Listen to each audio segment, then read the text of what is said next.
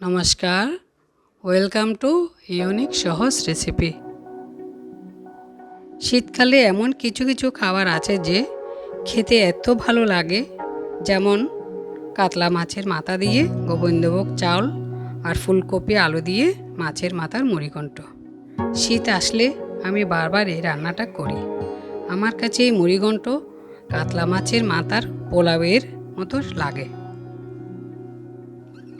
এই মুড়িঘণ্ট রান্না করতে একেবারেই সহজ। প্রথমে কড়াইয়ে 1 চা চামচ ঘি দিয়ে তার মধ্যে তেজপাতা, লবঙ্গ, গোলমরিচ, এলাচ, দারচিনি দিয়ে 200 গ্রাম চাল ভালো করে ভেজে তুলে নেব। এরপর কাতলা মাছের মাথাগুলো লবণ হলুদ দিয়ে ভালো করে ভেজে নামিয়ে নিয়েছি।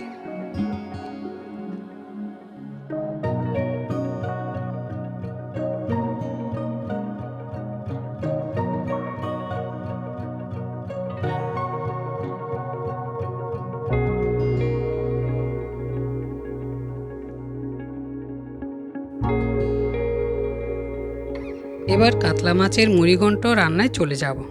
প্রথমে কড়াইয়ে তেল দিয়ে ছোটা কাটা পেঁয়াজ হালকা বাদামি করে ভেজে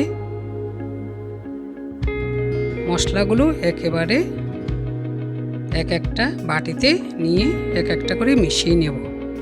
মশলার মধ্যে দিয়েছি 1 টেবিল চামচ আদা বাটা, 2 চা চামচ লঙ্কা গুঁড়ো, জিরে ধনের গুঁড়ো 2 টেবিল চামচ, হলুদ গুঁড়ো 1 চা চামচ দিয়ে ভালো করে কষিয়ে নিয়ে দিয়ে দেব স্বাদ মতো লবণ।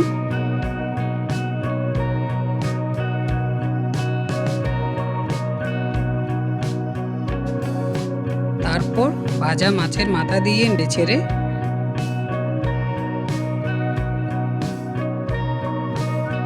আগে থেকে ভেজে রাখা 2টো বড় আলু, ডুমো করে কেটে রাখা একটা গোটা ফুলকপি আর 2 মগ বা 400 গ্রাম জল দিয়ে নেড়ে বলক উঠলে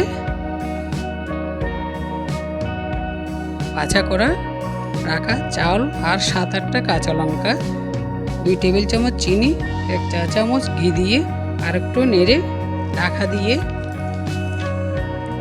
দমে রাখবো 2 মিনিটের মতো। ততক্ষণে মাছের মাথার মুড়িঘণ্ট একেবারেই তৈরি হয়ে আসবে। এবার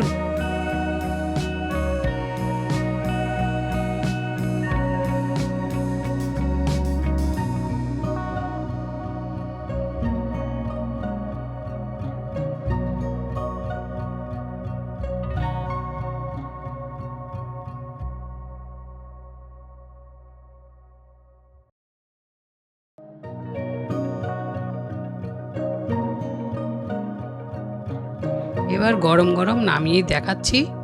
ঢাকা তুলতে এমন অসাধারণ সেন্ট বের হয়েছে, দেখতেও এত সুন্দর হয়েছে। আপনারাও চাইলে মাছের মাথার মুড়িঘণ্ট রান্না করে একবার ট্রাই করতে পারেন। আমি আর লোভ সামলাতে পারছি না, এবার খেয়ে দেখব।